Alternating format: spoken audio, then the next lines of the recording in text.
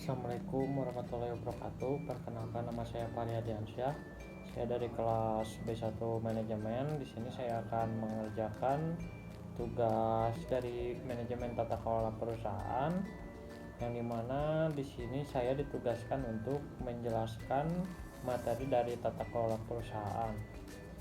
Ya, pertama-tama kita ketahui terlebih dahulu apa sih manajemen tata kelola perusahaan tersebut. Tata kelola perusahaan merupakan konsep yang mengacu pada cara perusahaan mengelola dan mengatur untuk memastikan bahwa kepentingan semua pemangku kepentingan seperti pemegang saham, karyawan, pelanggan, pemasok, dan masyarakat luas diakomodasi dengan baik. Ini mencakup proses pengambilan keputusan, struktur organisasi, sistem kontrol, serta nilai-nilai dan etika yang dianut oleh perusahaan.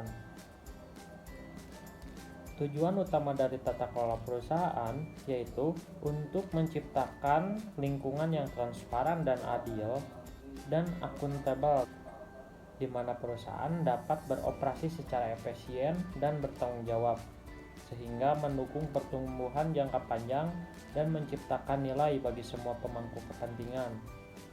Ini juga membantu dalam meminimalkan risiko dan meningkatkan kepercayaan dari pemegang saham dan masyarakat pada perusahaan. Lalu ada struktur dari tata kelola perusahaan. Struktur dalam tata kelola perusahaan mencakup beberapa elemen utama yang mengatur bagaimana perusahaan diorganisasikan. Di antaranya yang pertama ada Dewan Direksi. Dewan Direksi ini merupakan badan pengawas utama dalam perusahaan yang bertanggung jawab atas pengambilan keputusan strategis dan mengawasi kinerja dari manajemen eksekutif. Dewan Direksi biasanya terdiri dari beberapa anggota independen dan non-independen yang dipilih oleh pemegang saham. Lalu selanjutnya adalah manajemen eksekutif. Manajemen eksekutif terdiri dari para eksekutif senior dan direktur perusahaan yang bertanggung jawab.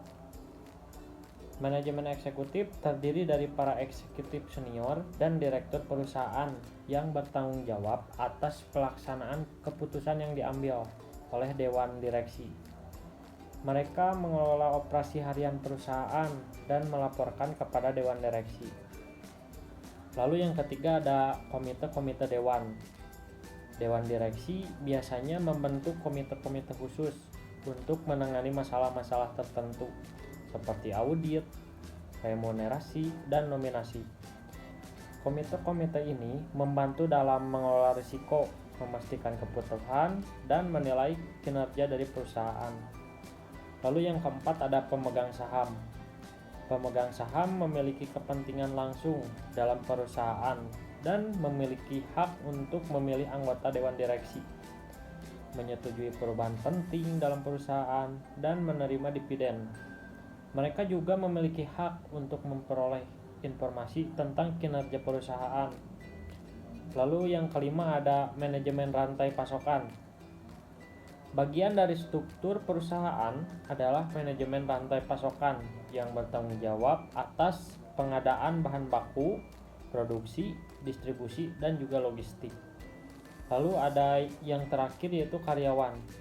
Karyawan merupakan aset paling penting dalam perusahaan dan memainkan peran kunci dalam menjalankan operasi sehari-hari. Mereka memiliki hak-hak tertentu dan diberikan wewenang untuk melaksanakan tugas mereka sesuai dengan kebijakan dan prosedur yang ditetapkan oleh perusahaan. Nah, setelah mengetahui pengertian dan struktur dari tata kelola perusahaan, di sini kita harus mengetahui apa sih fungsi dari tata kelola perusahaan. Fungsi tata kelola perusahaan adalah untuk mengelola dan mengawasi operasi perusahaan secara efektif, lalu memastikan kepatuhan terhadap standar dan peraturan, serta meminimalkan risiko. Ini melibatkan pengambilan keputusan strategis, pengawasan operasional, penegakan akuntabilitas, penyusunan kebijakan dan prosedur, manajemen risiko, dan pembangunan reputasi perusahaan.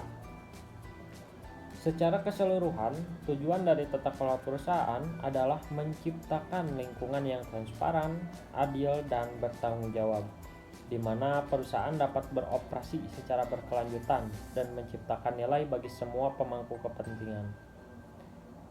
Lalu ada mekanisme tata kelola.